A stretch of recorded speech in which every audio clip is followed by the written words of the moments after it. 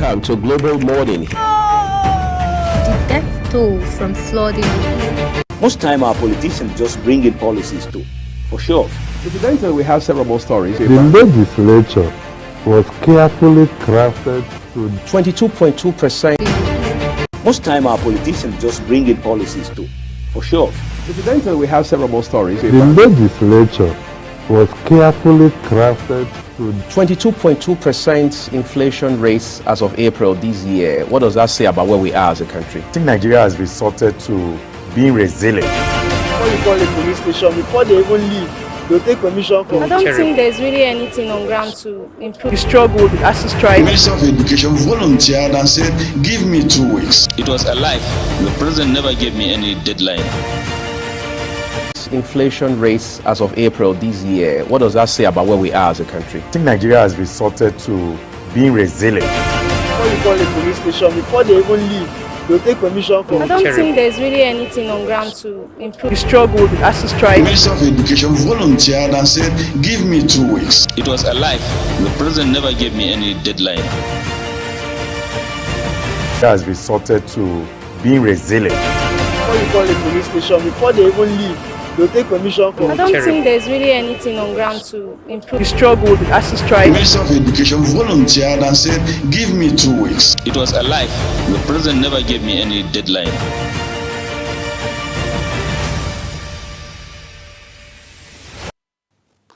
One thing to be grateful of is the life we have to live. And of course, understanding the fact that it's a life of purpose. No matter how the situation we get to find ourselves, there is a need to keep on pushing the dimensions of all our lives and all ramifications. And that's why it's a pleasure this morning to have you join us on our morning show. Welcome to Global Morning Weekend, where we'll take a look at issues in the countries and, of course, what the papers really have for us this morning. My name is Edikan Michael, and it's a pleasure to have you join me this morning. A whole lot is actually, some development in the country. When you look at the fact that the president, in the other end, is still having engagement with international investors, seeing how he can be able to win some investment into the country. On the other end, the country are having a tough time when you understand that the NNPC increases of the fuel price has also caused a whole lot. It has really has a ripple effect in almost every sector of the economy right now. The transportation has increased by 50%. You go to the market people will tell you, oh, things have definitely skyrocketed from where it was. All of these issues are what the nations are really passing through. But the president made a speech when he was speaking with the China leaders that, Nigeria is already passing through a phase that he understands that is really hard on them. But they should give me some more time so as to be able to, correct the past mistakes and put the economy together. But what Nigerians are asking is, for how long will these patients really have to endure? For how long will we take to get to the better days of the economy? And for how long will it take for the economy to really work where things can be able to get better? We can't really have the answer to that question, and even the president don't really have the answer to that question. But what it looks at is the fact that we would definitely get things done. Of course, we'll get to catch up with what the headlines has for us this morning, the Sunday dailies on our papers, shortly after this break. Please stay with us.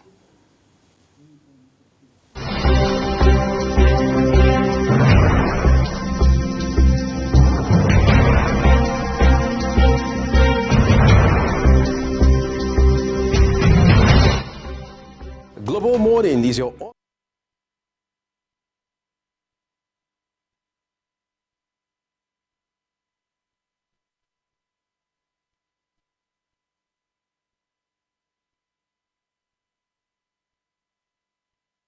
ultimate destination for engaging in political and economic matters. I am Uyi Agmofwebe.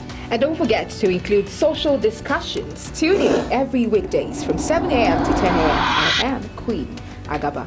For insightful breakfast ideas, business summaries, sports highlights, international and local news perspective, I am Anthony Momodu. Don't miss the in-depth analysis of current and political issues by the Global Morning team and experts. I am Jumai Manson.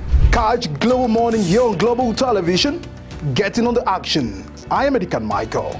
We are the Global Morning team.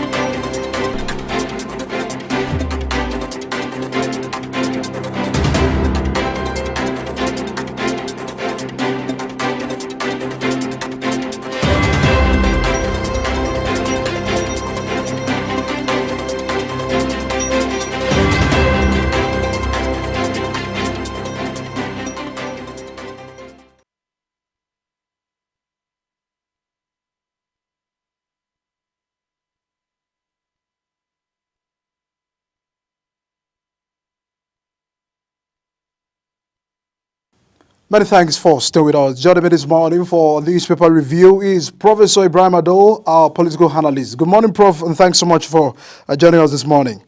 Good morning. A whole lot is already, in the border of the country right now. Some sectors are actually having a very tough time. When you look at petroleum sector, it's really having a hit. I don't know for how long we will continue to engage in the sector, but many Nigerians are not happy with what is going on in the sector. At the other end, we saw Dangote Refinery says, I'm ready, but I'm waiting for the market. I'm waiting for NNPC to determine the market. Now, NNPC came out yesterday and said, we are not in charge of the market. Market forces are in charge of the market. So Nigerians are having a very tough time to understand what is really going on with the petroleum sector. Well, I don't think anything is going on. I think the problem is that the regulatory authority, which is NNPC, are either fooling the people, or rather, they are making people look at the other side of the game. The other side of the game is not in our favor, but then we have to deregulate. If they don't deregulate, that means they have bring about monopoly. And what Dangote has been fighting for has been monopoly, and he has gotten it. There is no two ways about it. All the cry of they want to assassinate me, they want to do this, they want to do that against me, they don't want me to move forward is the same gimmick of monopoly. And he got the monopoly. So it's the people, the masses, that are actually going to be those who will suffer from it. That is just the truth. A very sad one, but let's just get to look at what the papers has for us this morning. First point of call is Leadership Sunday. On the Leadership Sunday, we have mysteries surrounding conception and birth of 11 babies. Father says they were conceived naturally, stayed 3 years in the womb. Were born in 2 sets and 37 days apart. You can find that story on page 4 of Sunday, Leadership Sunday. We also have protests rock France over Macron's choice of Prime Minister. That reaction is on page 6 of Leadership Sunday. 8 years after FG state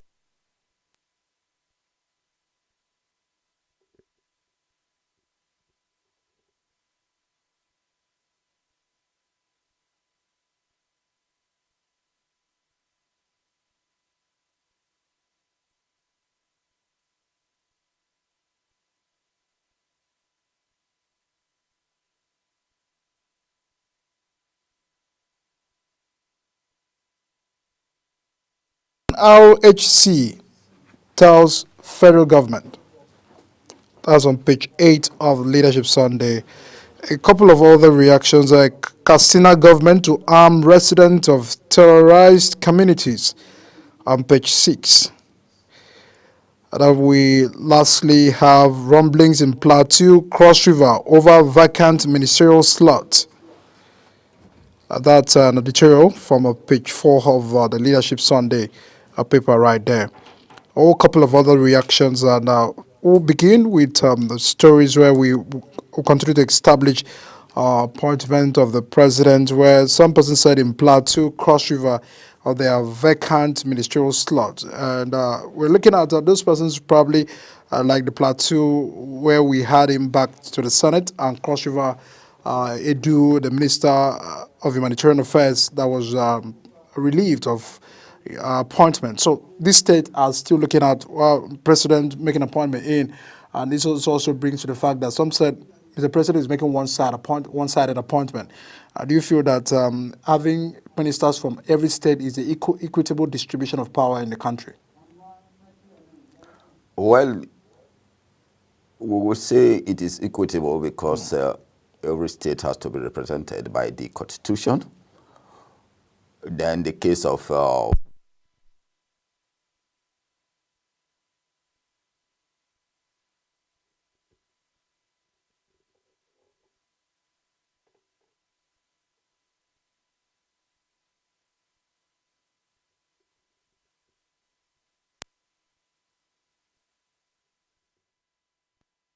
who was a former minister and now back to the Senate, is a senator today.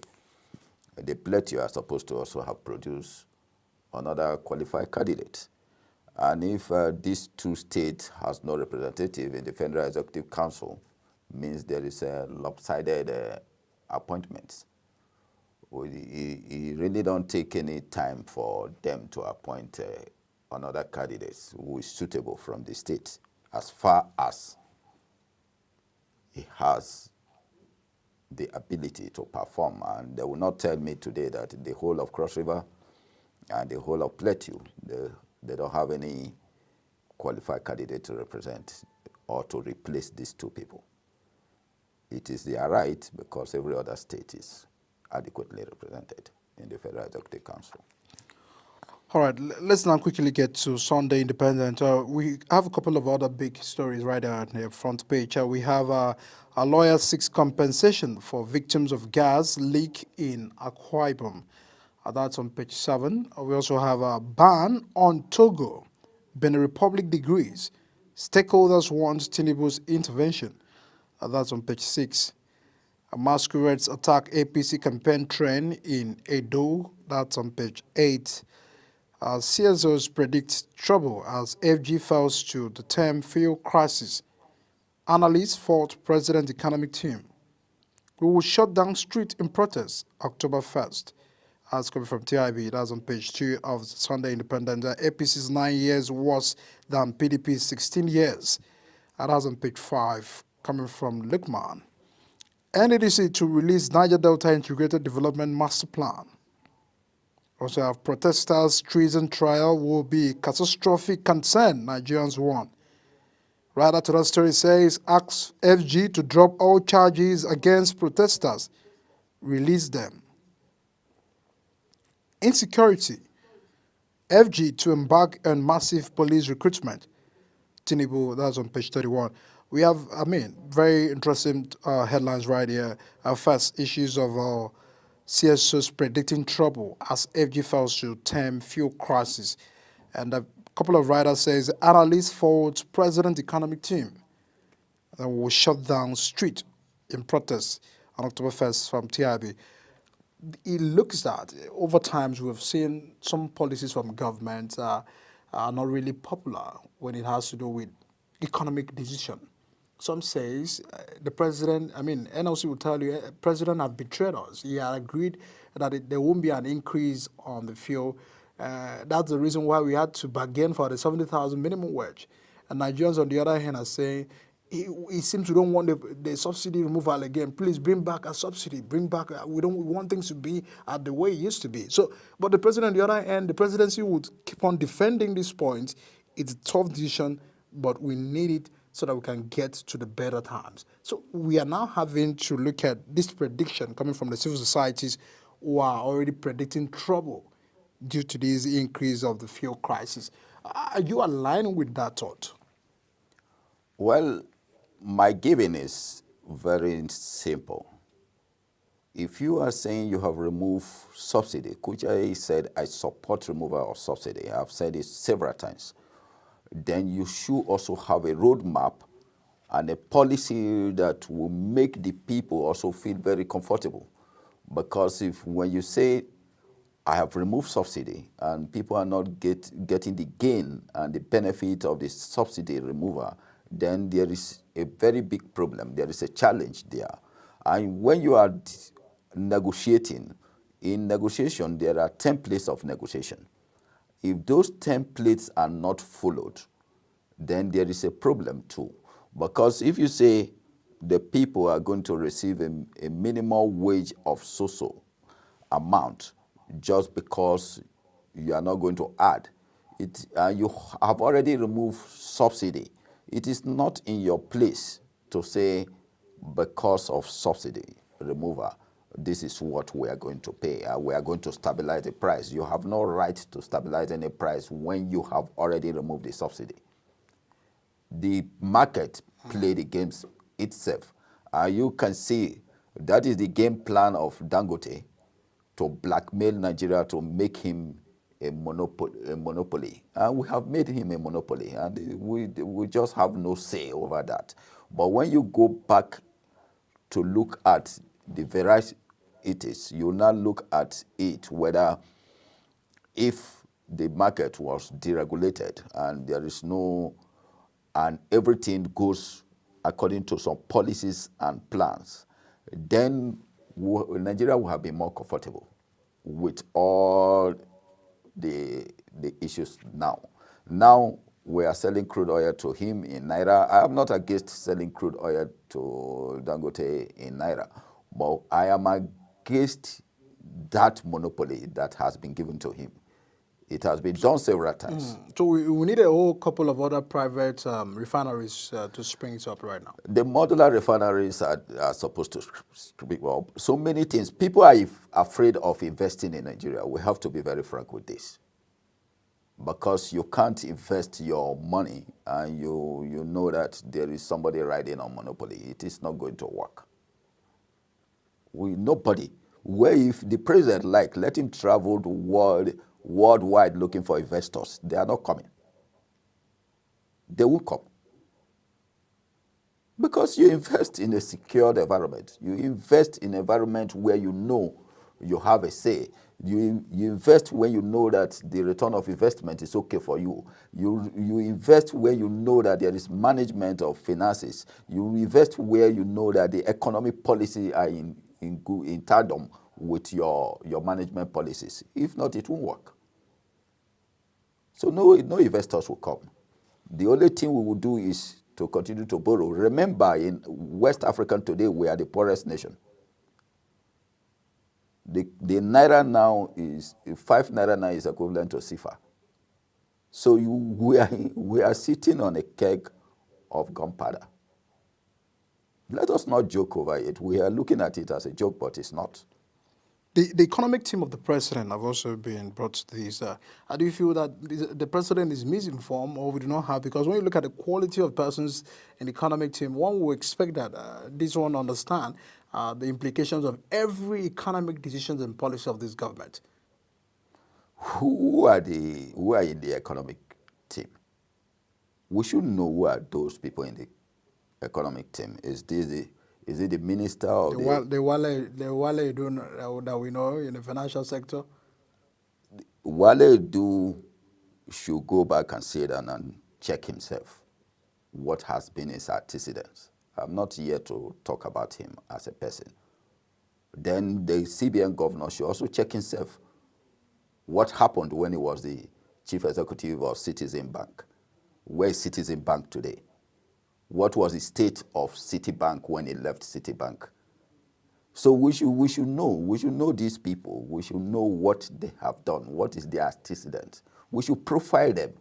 It's not just having an appointment as central bank governor and everybody will tell you congratulations. I say it several times. I don't congratulate people till they have finished what they are doing. What was the state of the nation economy before this economic team? And what has the economic team done for 1 year now? Nothing. There is nothing to show about it. If we have a good economic team, we should also be talking of what has been put in place by now. What are the policy? What are the master plan? There is no master plan. There is no economic master plan. And no one is forthcoming in the next 1 year.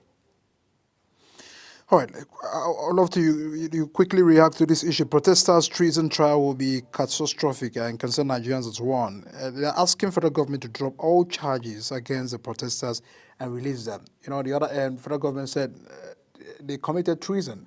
And when you look at the implications of that, it means that it's a very big offense in the country right now. Does it look that one way or the other is an intimidation of people who went on the street to protest? And the other end, should we justify it or should we doubt, some information and intelligence gathering that is at their disposal? The issue of protest, if you are going to charge a protester for treason, on what ground are you charging the protester for treason? If we have to charge people for treason, then we should recall even Mr. President himself has also involved himself in protest in the past before he became a president. So was he charged for treason?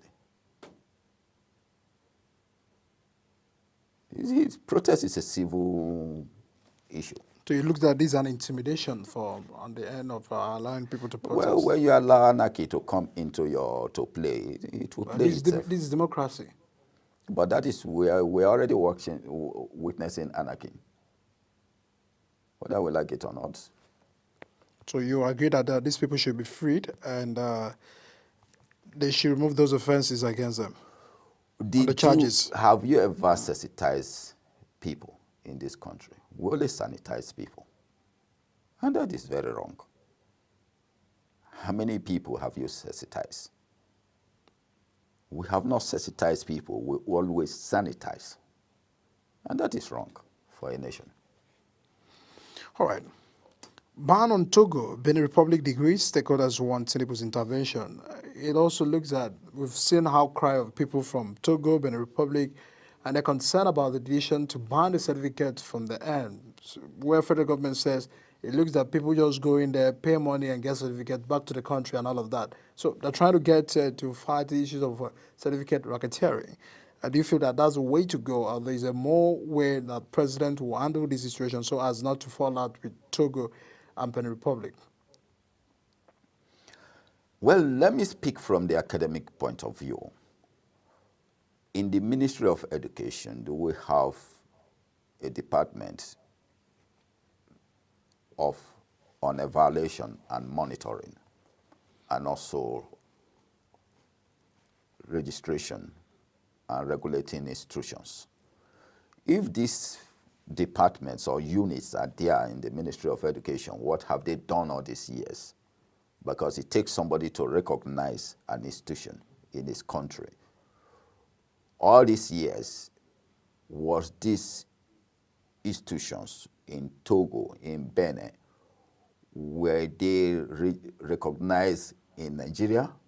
Was there any body or bodies that monitor these institutions, that evaluate their academic standard? Because you cannot just hit the hammer and say, today, any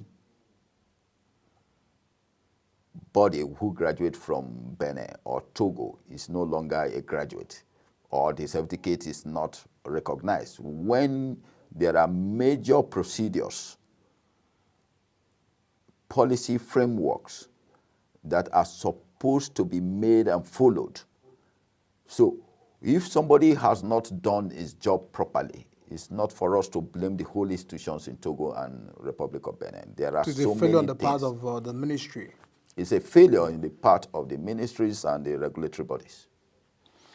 All right, let's get to Sunday Sun. Sunday Sun has a big headlines right there. Foodstuff price crash ultimatum. We are not Father Xmas. Traders reply FG. A writer says, we can't sell our goods below cost price. Advise government on way out. That's on page 4 and 5 of the Sunday Sun. Presidency. I am sick. Ajuri Ngalale cries out, quits to treat afflictions. Tinubu grant request on page 25. IPOB condemns mother burning of victims in Anambra. Wada says calls on Soludo to investigate the action by soldiers. 2027. Once opposition parties merge, APC is gone. Senator Jibril Dagowa says even many people within APC family are now dejected, unhappy, grumbling. 5 vehicles burned as petrol tanker catches fire in Ibadan. Page 26. Dangote Refinery free to sell petrol directly to other marketers. NNPC. And that's on page 25 of Sunday Sun. Prof, let's quickly react to the food price crash. And the other way around, we see federal government making move to regulate the prices. And now, this is what the traders are saying. We can't sell our goods below the cost price. We are not Father Christmas. It looks that allow us to sell what we buy probably because that's the reality on ground, we have to transport some of our foodstuff from one location, from one state to the other. We are the one taking charge of it. Federal government, you're not the one subsidizing transportation fee for us. So we can't sell below what we can make profit from. On the other end, we see that Nigerians are saying, oh, please, federal government, look at how you can regulate the prices of the market. They are taking advantage of the situation and all of that. How do we get to strike a balance, Prof? You can only strike a balance when you go back to what has happened to the system. So many things has happened in the agricultural system or food security sector because one, this citizen and human rights security, where food security fall into as one of the subsectors, you find out that a lot of things are supposed to be done from the beginning, which are not done. Now, we have already played a dangerous game into some hands where we now have the GMOs. And if you now come to that, very soon we'll totally be wiped out of existence, or maybe the food program will affect Nigeria seriously. So it is time for us to sit down, go back and draw up a policy that will favor our food security programs. Secondly, you cannot determine prices for people who are tilling the ground, who are hitting it with their own finances, who have no aids from anywhere, who have no assistance from anywhere because you are calling people go to the farm. You can't determine prices based on that. We have the Bank of Agriculture. How many people have they granted facilities to this year? And what has these people used these facilities on? These are not done. They are not done at all. So somebody can just go to Bank of Agri today, collect $1 billion, and goes there and use it for his personal trade. Because we fail to evaluate, we fail to monitor, implementation is poor, it is my brother or nobody else, or my sister or nobody else, or me as a person. And that personification of ourselves has actually eaten deep on us. And if we continue this way, we are going to shed tears at the end of the day. But I pray we don't.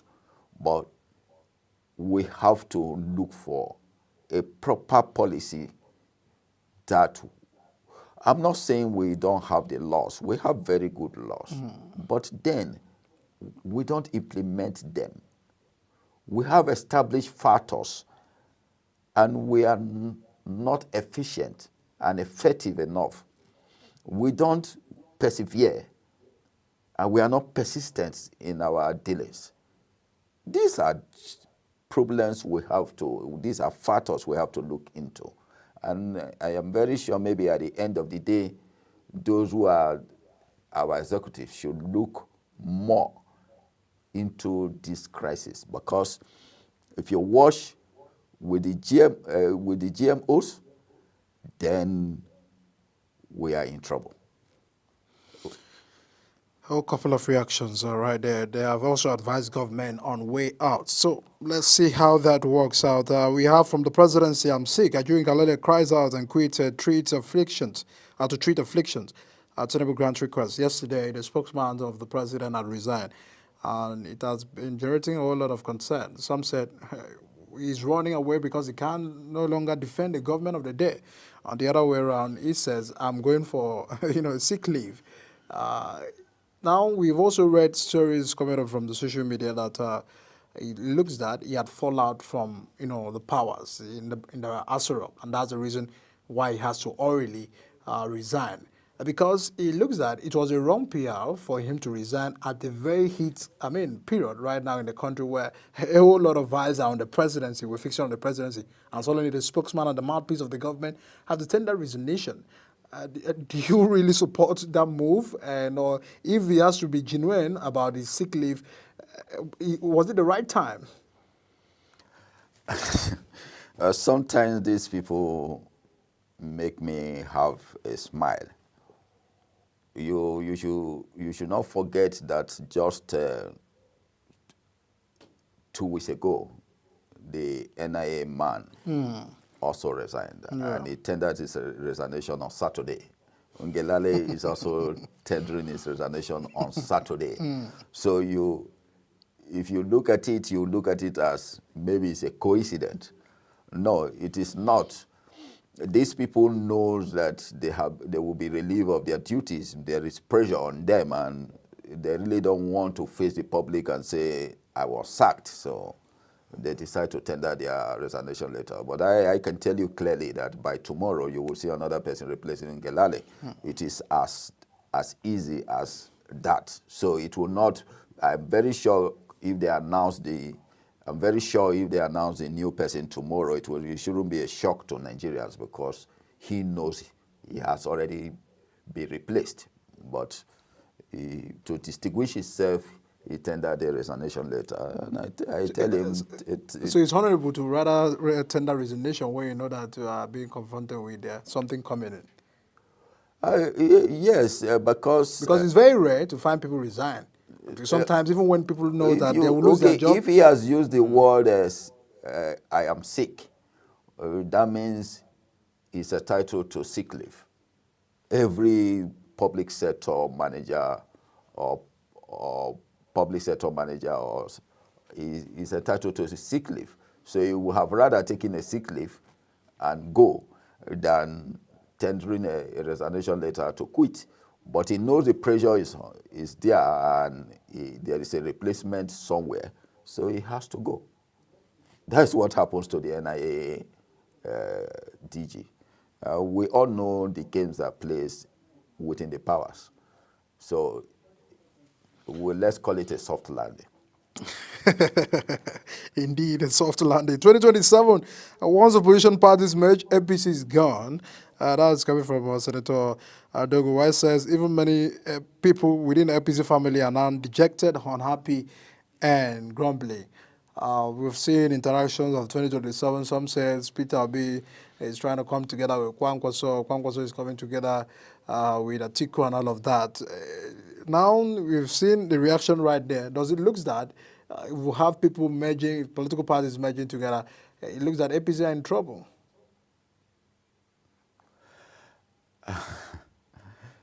To me, the truth is that we don't have a political party. We have political platforms. And anybody can come under any platform. Because a political party is, I am joining a political party today because of an ideology. And that ideology suits my purpose and my interest and suit the interest and purpose of my followers. And I am a contributor, not just an onlooker. So, but yeah, it is not so. The political parties, so-called political parties, which are called a platform, is for the big bags and the deep pockets. So when I come and I tell a political party, this is what, or a political platform, this is what I want to become, then my purpose is fulfilled because I can finance it. The day we come to form a political party, it will be the day that everybody wants to listen to us because we now have an ideology. We now have a say. But right now, we don't have a say because it's a platform, it's not a party, they don't need my contribution, they only want me to come down and vote. And I would say, well, if the whole parties merge together, or what they call all the platform merge together to fight another platform, it is for their own betterment. I don't think it's for Nigeria. We just round up 1 year. We still have 3 years to go. What Nigerians are interested is about the country working. Yeah, the country working, not how many 2027 parties, politics. not 2027 politics. Agree. What if I cannot stay alive today? I'm not alive till 2027. A couple, there's a common saying now they're alive, they fully participate. Let's get to Sunday Telegraph very quickly. We have AFCON 2025. Eagles return to winning ways, trash Benin Republic 3-0 in Uyo. That's on page 31. Congratulations to Super Eagles. CBN sells Forex to BDCs at 1,580 to $1. You can find that story on page 7. Another big story, why APC should be voted out in 2027 by Lukman. Says party fell in economy, security, corruption. Writer says government since 2015 worse than PDP. Opposition, Osimbajo, Fayemi, others must unite to save Nigeria. We will respond at appropriate time. Ruling party. Tinubu accepts Ngalale's memo for indefinite leave. Though we also have an insecurity headship presidency worried about backlash. You can find that story on page 3. FG moves political solution to Kanu's case. Writer says, how is Southeast protest rejection? One is a help to discussion. Out of press freedom, Falana, Serap, others want Cybercrime Act amended. You can find that on page 5, 13, and 19. Edo, parties optimistic despite Rex's relationship with Wike. That's on page 6. LP, why stakeholders dumped Abure. That's on page 4. A couple of other, you can actually get the paper so as to get more stories on the Sunday Telegraph. But let's quickly react to the issues of Edo politics 2024. Just few, we are counting days to the elections. Some said the parties are very optimistic despite the relationship that the REC has with Wike. Sometimes people will tell you we have some members of a political party that were appointed to be RECs in different states. And some will tell you, they are doing their job professionally and all of that. So what we're looking at the next, September 24th election coming forward, with what you are hearing, with what is coming out from Edo, are you really envisaging a peaceful and a transparent election? Well, no election in Nigeria has been peaceful and transparent. With what INEC are saying, we are prepared, we are ready, everything is on ground. Whether INEC tell me any story today, as far as I am concerned, we have never had any transparent election. This is in 2023, which is just a bit over 1 year now. We know what played out in the political scene in Nigeria. We talk of beavers and the rest, and it never gave value to the people. We only wasted that money. When you are talking of electronic voting, it follows some sequence. There is a threat to it, but that is not what beavers was meant for. Beavers was just another wasted economic process. But I'm not here to talk about what has happened to beavers, but when we look at critically to the Edo State election that is coming up, you find out that there is a fight for equality, and that fight is since 1999 to date. The Edo Central has not produced a gubernatorial candidate, and they have not even been given that seat, and that is over 25 years now. Now, the Edo Central has a candidate, because if I can go back to political history, you'll find out that since Professor Abruz Ali, in 1960, 1979 to 1983, to 1983, no Edo Central man has ever become the governor of Edo State. And I think the Edo Central people feel marginalized. And now that they have a candidate, they feel that their candidate must be the governor of the state. So some of them who were chieftains of APC and the rest are already resigning from APC to the other party which presents Edo Central person as a candidate. But be as it may, there is some political rumble because Edo people feel that Obaseki has not done very well in terms of infrastructures and others. So that has actually given a division in the political climate. Then who are the candidates? The other person I will have is the Labour Party, the effect of Labour Party in Edo State. The candidate of Labour Party, the candidate of APC, the candidate of PDP, and other political giants or gladiators are sorting it out. But we should watch. We should not be too forward to start pronouncing what will be the outcome of the election. All right, we are still counting our eyes, counting the days and putting our eyes on the box right there. Let's get to Sunday Tribune. Sunday Tribune, big story. Shake up in Tinubu's cabinet imminent.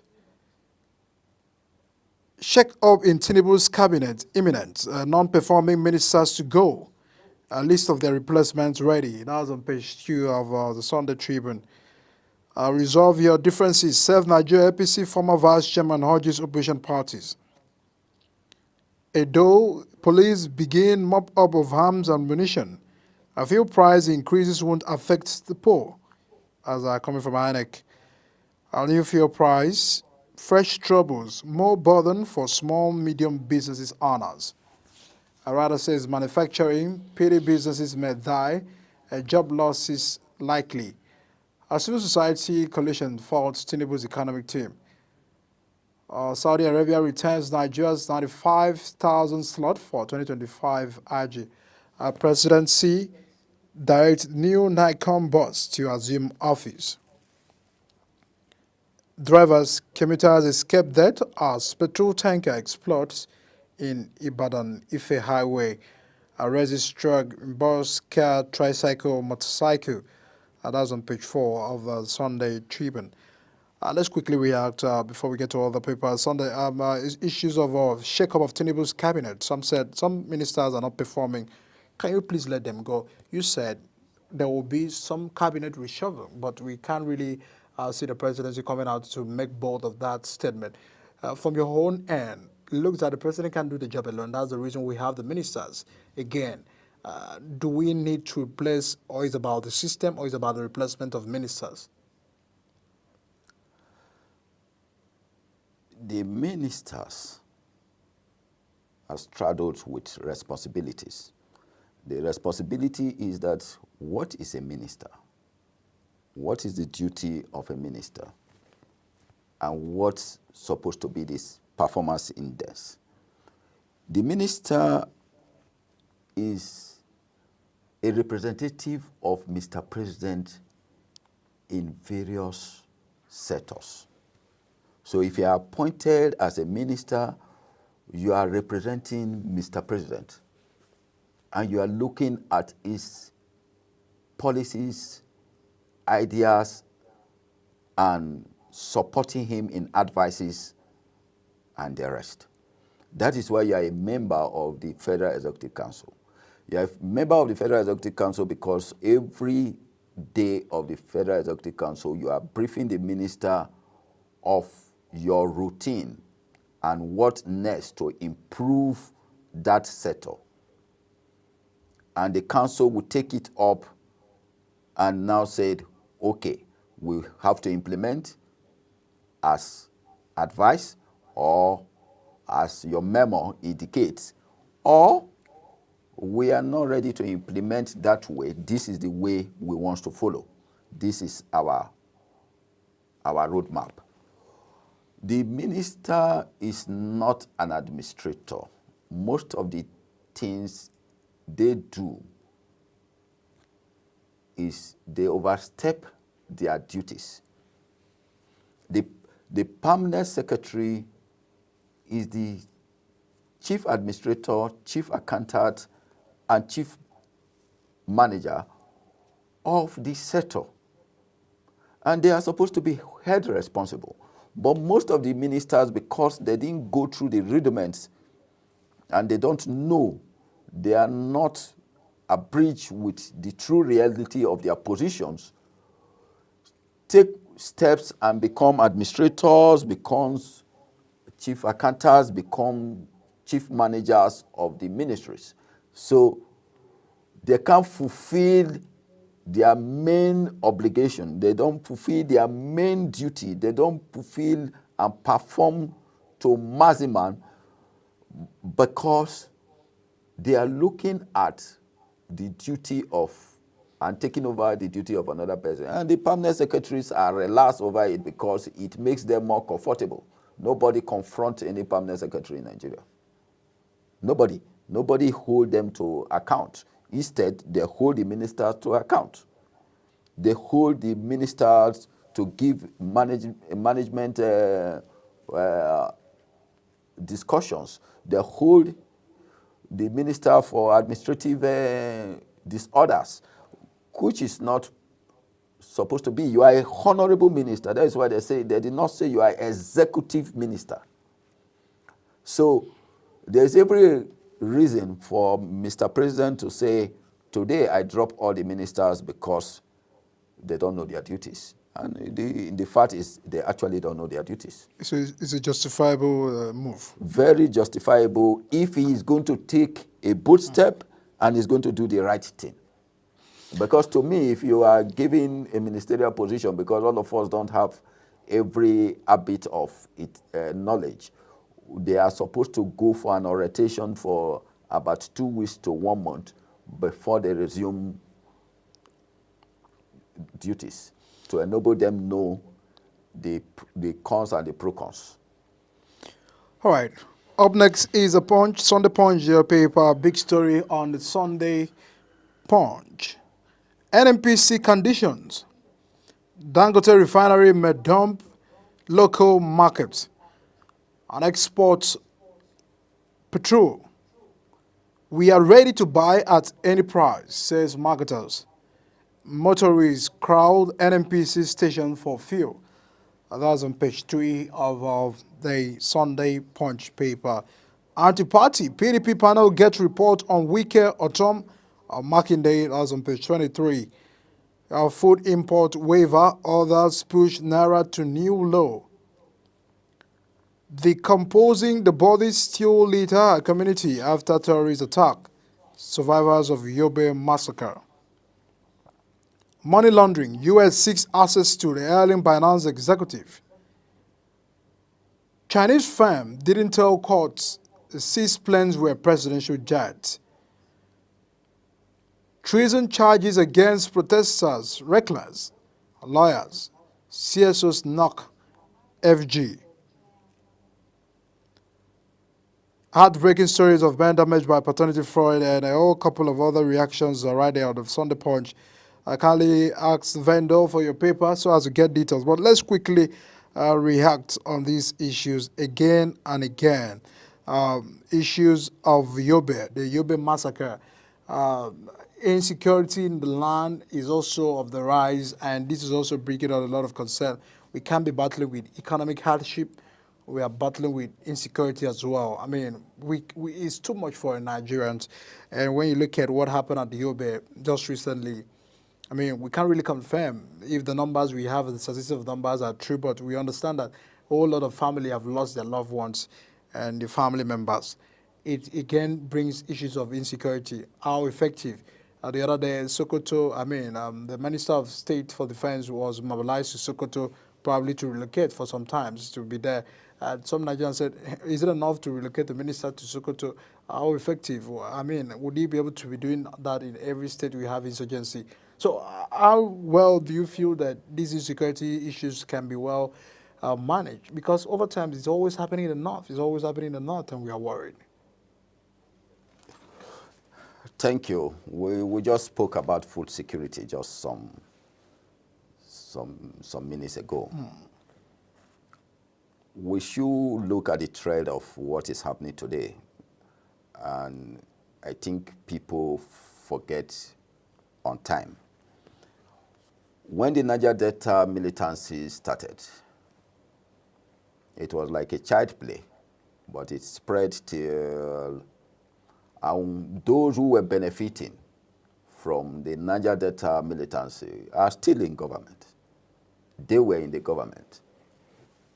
And some of them still have their partners in government. And the same people took over and formed what was the less militant Boko Haram. And that has spread, and from NDDC, which was the Niger Delta Development Commission, we now have, which represents the South-South, we now have Boko Haram, and it spread to the Northeast. And today we have the Northeast Development Commission. And from the Northeast, it has spread to Katsina State, Sokoto, Zamfara, and part of Kebbi State, coming to Niger State. And we have gotten the Northwest Development Commission. With all the ESN and other verses in the East, has brought about Southeast Development Commission. And I can tell you for free that we will soon have the North Central Development Commission and Southwest Development Commission, which will also polarize the nation as a society. This we are not looking at deeply. Where did this problem start from? When is it getting to an end? Insecurity, if we look at the security situation very well, it is not something difficult to put an end to. But are we ready? Do we have the mindset? Where does the interaction start from? Because sometimes federal government will tell you security is local. So there's a need to start, tackling some of these issues locally. The governors have to be involved. The local government chairman has to be involved. So do we keep on blaming the federal government for all of these insecurities? Nigeria is a country, is a federated country. And good. Do we have state police? Who are the state police? So why will you blame one state governor when the apparatus of authority and all security authorities belongs to the federal? You only blame a local government chairman when you know that he's also having some security apparatus and authorities around the locals. And you can also blame the state governors when you know that there are state police and is supposed to manage his states effectively. But yeah, we don't have state police. We don't have. So you feel if we have state police, some of this issue will be curbed and tamed? No, if you have state police, you have to hold the chief security officer of that state accountable, responsible for any misdeed in the state. But in a situation where there is no state police controlled by the days, we have seen here now that amendment was made in the National Assembly just to favor Kayode as the Inspector General of Police. Where on earth have you served and finish get to retirement and extend your stay because you are appointed and a chief of police? It has never been done anywhere in the world. And so we are having challenges and we are adding to the challenges. We add to the challenges every day. The whole of the security engineering can end within 6 months. And I bet anybody to come and dispute it. 6 months is enough to finish this madness. But when you put people who are not competent, who don't even know anything about security, then you have problems. And those are the problems we face every day. And everybody is an all-looker. And it's not telling good on us.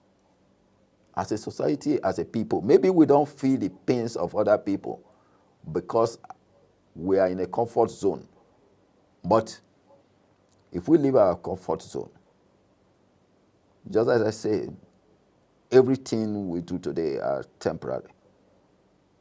And from today, if we don't face it as people, our relations, our community, our society, we will face it. And we're already facing it. We were formerly laughing at, I know very well when they sent Ghanaians away from Nigeria in 1982/83, we call them Ghana must go. Today, Ghana is better than us. The safer, we pride ourselves as the giant of Africa. We can never go anywhere today and call ourselves giant of Africa. Who are the giants? By our numbers, about our numbers, the population. We don't have any numbers again. Bill Gates has finished us. Or do you think I will be afraid to mention names? Bill Gates and his associate in Nigeria has finished us. And they are ready ready to get us perish. I won't give account of myself. Where is HIV/AIDS? Where did it lead us to? It becomes an African affair by Bill Gates. The Millennium Time Bomb, were there any Millennium Time Bomb? Go and ask. When I challenged Millennium Time Bomb when Obasanjo was in power, I challenged the Millennium Time Bomb that there is nothing in Millennium Time Bomb. We cannot waste those billions of naira on Millennium Time Bomb. I was kept in detention in the SSS till when the Politali and Gusau ordered for my arrest. That I'm trying to tell the people what they are misleading the people. And I was kept in detention till when nothing happened, I was released. I was kept in detention for 2 weeks. Because there is no Millennium Time Bomb. I was the first person to big gate to Nigeria, to build a monasteric laboratory in Nigeria. But what happened? They hijacked him as a donor. And I see my people dying every day. That is heartbroken. We are going down every day. He just made a donor buying over our health sector because he appointed Pate Ali as the Minister of Health. They think we don't know all this. We know all this. We know all this. So they have intruded into our system. The GMO is Bill Gates. The health sector now to harvest organs without the consent of the people had been penetrated. We have a minister that is a stooge. So what else are we talking of? Before you know, tell Bill Gates we don't want him. Tell these donors of Ford Foundations, McCarthy Foundations, I said we don't want them in Nigeria today if the issue of Boko Haram will not go down. The baddest issue will go down. These foreign donors should go with their money and see whether we will not have a relaxed situation, a bit relaxed situation. The whole problem Nigeria has, I used to say it, security-wise, is 80 to 90% foreign, 10 to 20% indigenous. So we have to do something about it. All right. We can't really exhaust a lot of this conversation because that's Prof. Ibrahim, political analyst and a security professional. Thanks so much, Prof, for your thoughts on this morning and his papers. We hope that the country get better because I understand you are so passionate about this country working. My passion actually is for Nigeria to start working because security alone, people don't understand, security alone if it is put in professional level, in the next 1 year can generate 50 trillion naira. And in the next 5 years, it can generate 150 trillion naira, which is not a sector of, it's not a voluntary sector. It's not a sector that cannot be economically productive. But yeah, it's not a productive sector. We have to set up the security of this nation to make it productive. And the economy, Nigeria is so rich and blessed that we are supposed to be saying today that we are not comparing ourselves with the Quad, which is the highest currency in the world today. We are supposed to be higher than the Quad. The pound is not in competition with, we're supposed to be in competition with the Naira. And not even the Quad of the Kuwait may be in competition with the Naira. But look at where we are today. We are, I think, in the index of currencies. We are nowhere. But thank you for inviting me, and thank you very much for this opportunity. And of course, that's the size of our conversation this morning on our Global Morning Weekend. We're looking forward again having more of this interaction. A very big thanks to Prof. Ibrahim Ado. He is a security professional and a political analyst. Thanks so much once again, Prof. For Thank you very much this morning. And of course, either for the country and the stakeholders to get the country working again, because the issues confronting the nation involve everyone. So everyone must be on the same table to understand that this is a problem and we must find a lasting solution to all of these crises and challenges of our nation. We want Nigeria to work, and we pray that may Nigeria succeed. My name is Edikan Michael. See you again. Welcome to Global Morning. The death toll from flooding. Most time our politicians just bring in policies too, for sure. Incidentally, we have several more stories. The legislature was carefully crafted to 22.2% inflation rates as of April this year. What does that say about where we are as a country? I think Nigeria has resorted to being resilient. Before you call a police station, before they even leave, they'll take permission from I don't think there's really anything